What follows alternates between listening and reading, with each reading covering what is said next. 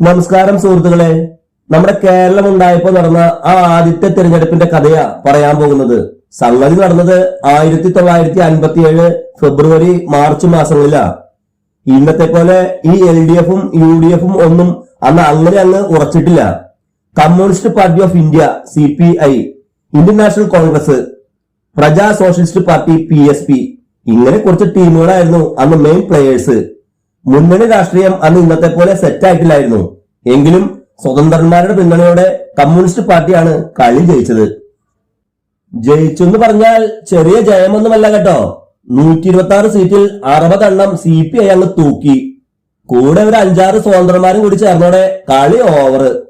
അങ്ങനെ 1957 ഏപ്രിൽ 5 ലോകം തന്നെ ഉറ്റുനോക്കിയ ആ സംഭവം നടന്നു.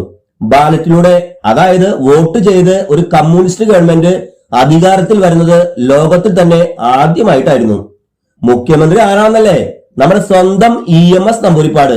മൂപ്പര് വന്ന് അന്നെടുത്ത ഓരോ നിയമങ്ങളും ഇന്നും കേരളം ചർച്ച ചെയ്യുന്നുണ്ട്. ഇനി അന്നത്തെ ടീമിനെ പരിചയപ്പെടാം. EMS ക്യാപ്റ്റനായ ആ കടുപ്പമേറിയ മന്ത്രിസഭയില് ആരൊക്കെ ഉണ്ടായിരുന്നു നോക്കാം. ഫിനാൻസ് കൈകാര്യം ചെയ്ത് സാക്ഷാൽ ശ്രീ അച്യുതമേനോൻ. റവന്യൂ വകുപ്പിൽ നമ്മുടെ വിപ്ലവ നായിക KR ഗൗരിയമ്മ. വിദ്യാഭ്യാസ പരിഷ്കാരങ്ങൾ കൊണ്ട് വിറപ്പിച്ച ജോസഫ് മുണ്ടശ്ശേരി. ക്രമസമാധാനം ജയിലും ഒക്കെ നോക്കാൻ VR കൃഷ്ണയ്യർ. കൂടെ TV Thomas, PK Chathan master, KC George, KP Gopalan, TA Majeed, doctor AR Menon എന്നിവരും ഉണ്ടായിരുന്നു. ചുരുക്കത്തിൽ പറഞ്ഞാൽ ഓരോരുത്തരും പുലികളായിരുന്നു.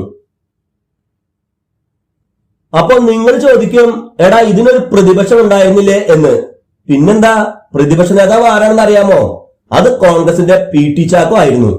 നിയമസഭയിൽ ചാക്കോയും EMSും തമ്മിലുള്ള ആ വാക്പോരൊക്കെ ഒരു കാലഘട്ടത്തിന്റെ ചരിത്രമാണ്. ഇന്ന് കാണുന്ന പോലെ തന്നെ ആവേശമായിരുന്നു അന്നും സഭയില്. പക്ഷേ ഒരു സങ്കടകരമായ കാര്യം എന്തെന്ന് വെച്ചാ, ആ മന്ത്രിസഭയ്ക്ക് 5 കൊല്ലം തികച്ചു ഭരിക്കാൻ പറ്റിയില്ല. വിമോചന സമരമൊക്കെ കൊടുമ്പിരി കൊണ്ടപ്പോൾ കേന്ദ്ര സർക്കാർ ഇടപെട്ടു.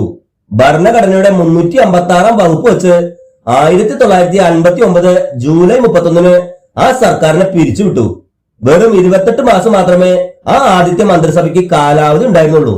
എങ്കിലും ആ കുറഞ്ഞ കാലം കൊണ്ട് കേരളത്തിന്റെ തലവര മാറ്റിയ എത്രയോ നിയമങ്ങൾ അവർ കൊണ്ടുവന്നു.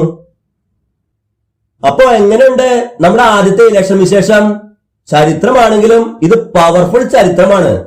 കൂടുതൽ തകർപ്പൻ കഥകൾക്കായി ഈ ചാനൽ സബ്സ്ക്രൈബ് ചെയ്യാനും ലൈക്ക് ചെയ്യാനും ഷെയർ ചെയ്യാനും മറക്കണ്ട കേട്ടോ. അടുത്ത വീഡിയോയിൽ വീണ്ടും കാണാം. അപ്പൊ ശരി എന്നാ.